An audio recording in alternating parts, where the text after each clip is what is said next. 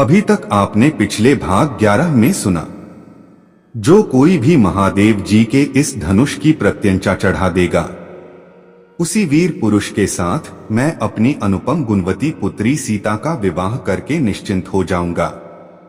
अब आगे की कथा भाग 12 शुरू करते हैं। धनुष यज्ञ की तैयारी। मिथिला नरेश के यहां से विदा हो जाने पर ऋषि विश्वामित्र राम और लक्ष्मण को लेकर यज्ञ मंडप में गए। यज्ञ मंडप को अत्यंत सुरुचि के साथ सजाया गया था। उस भव्य मंडप को देखकर लगता था मानो वह देवराज इंद्र का दरबार हो। देश देशांतर के राजा महाराजाओं के बैठने की अति सुंदर व्यवस्था की गई थी। मंडप के ऊपर बहुमूल्य रत्नों से बने झालर युक्त आकर्षक वस्त्रों का वितान तना हुआ था। वितान के चारों ओर फहरते हुए पताके मिथिलापति की कीर्ति को प्रदर्शित कर रहे थे। बीच बीच में रतन जनित स्तंभ बनाए गए थे। वेदपाठी ब्राह्मण एवं तपस्वी शांति पाठ कर रहे थे। दीप्यमान वस्त्राभूषणों को धारण किए राजकुमार अपने अपने आसनों पर विराजमान थे। ऐसा लग रहा था मानो सैकड़ों इंद्र अपने वैभव और सौंदर्य का प्रदर्शन करने के लिए महाराज जनक की यज्ञ भूमि में एकत्रित हुए हों। इस सौंदर्य का अवलोकन करने के लिए जनकपुर की लावण्यमयी रमणियां अपने घरों के झरोखों से झांक रही थीं।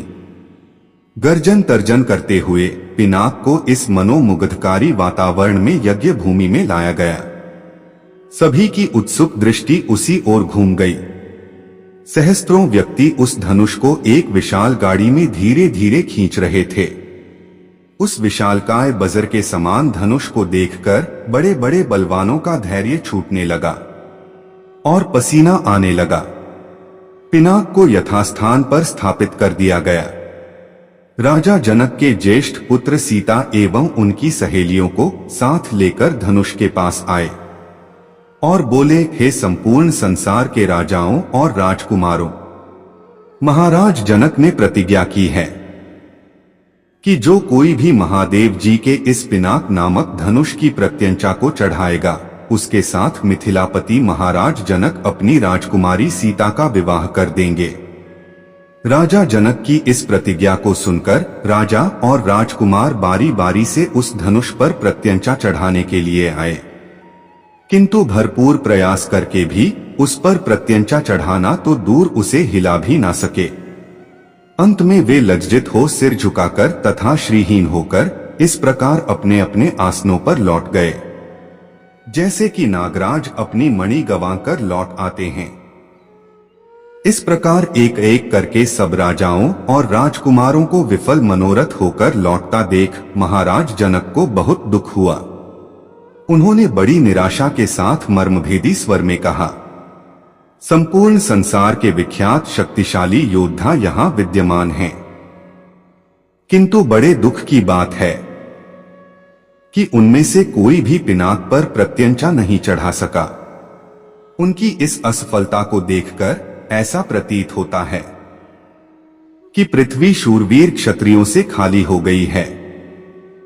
यदि मुझे पहले से ज्ञात होता कि अब इस संसार में वास्तव में कोई क्षत्रिय योद्धा नहीं रहा है, तो मैं ना तो धनुष यज्ञ का अनुष्ठान करता और ना ऐसी प्रतिज्ञा करता। लगता है कि मेरी पुत्री सीता आयु पर्यंत कुंवारी रहेगी। परमात्मा ने उसके भाग्य में विवाह लिखा ही नहीं है। महाराज जनक की यह बात सुनकर उन सभी राजाओं और राजकुमारों ने, जो अपनी असफलता से पहले ही लज्जित हो रहे थे, शुद्ध मन से दृष्टि नीचे झुका लिया। राजा जनक के द्वारा की गई इस भर्त्सना का उनके पास कोई उत्तर न था, परंतु अयोध्या के छोटे राजकुमार लक्ष्मण को मिथिलापति द्वारा समस्त क्षत्रियों पर लगाया गया लांछन सहन नहीं हुआ। कुपित होकर उन्होंने अपनी भ्रिकुटी चढ़ा ली और तीखे शब्दों में बोले, हे मिथिला के स्वामी राजा जनक, आपके ये शब्द सर्वथा अनुचित और सूर्यकुल तथा रघुवंश का अपमान करने वाले हैं। आश्चर्य है कि आपने ऐसे अपमानजनक शब्द कहने का साहस कैसे किया। जहां प्रतापी सूर्यकुल का साधारण व्यक्ति विद्यमान हो, वहां भी कोई इस प्रकार तिरस्कार भरे शब्द कहने से पूर्व अनेक बार उस पर विचार करता है। फिर यहां तो सूर्यकुल के मणि श्री रामचंद्र साक्षात विराजमान हैं।